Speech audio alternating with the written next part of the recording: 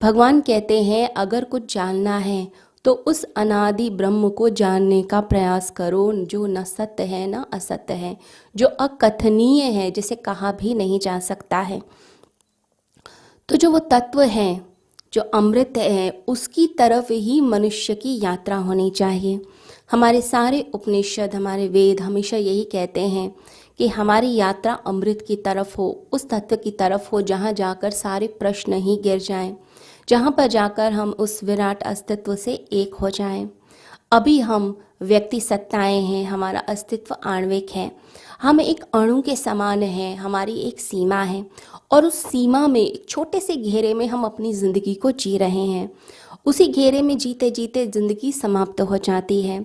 उस छोटे से अणु में हमारी छोटी सी टिमटिमाती रोशनी है, जो हमारी मैं है, जो हमारी अस्मिता है। इसी मैं, इसी अस्मिता के कारण, इसी घेरे के कारण और इसी सीमा के कारण हम उस परमात्मा से एक नहीं हो पाते, हम उसे जान नहीं पाते, जो जानने योग्य है उसकी तरफ चल नहीं पाते हैं। जैसे कोई बर्फ़ का टुकड़ा हो, वो पानी में तैर रहा है, वो नदी में तैर रहा है। अब वो जो बर्फ़ का टुकड़ा है तो वह भी वही पानी जो नदी का पानी है, वही स्वभाव है। लेकिन उसने कर क्या लिया, उसने अपने आप को जमा लिया, फ्रोज़न कर लिया। अब वो जो जमा हुआ है, जो फ्रोज़न है, उसने अपनी एक छोटी सी सीमा बना ली, छोटा सा घेरा बना लिया। अब वो उस घेरे से बाहर जा ही नहीं रहा है, वो अपने आप को पिघलाना चाह नहीं रहा है, उसने अपने आप को भिन्न बना लिया। वह चाहे तो अस्तित्व के साथ एक हो सकता है, उसे समय नहीं लगेगा, लेकिन वो चाहता नहीं है।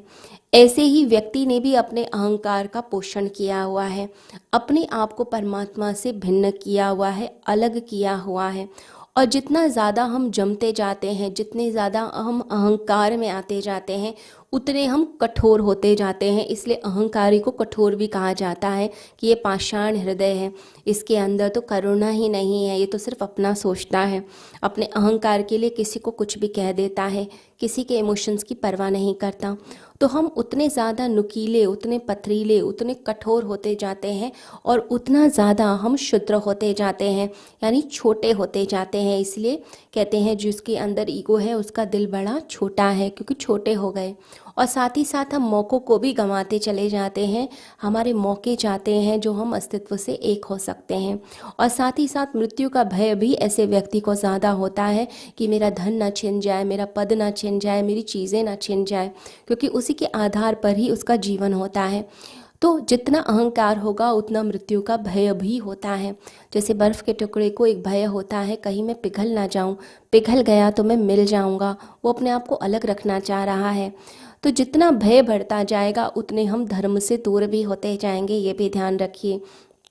जो मृत्यु का भय है वो चारों ओर संसार में फैला हुआ है। कहीं धन ना छिन जाए, पद ना छिन जाए, रिलेशंस ना ख़त्म हो जाए। वो सब किस लिए? क्योंकि ये सब हमें सुरक्षा देते हैं, ये सब हमें जीवन देते हैं और हम मृत्यु से डरते हैं।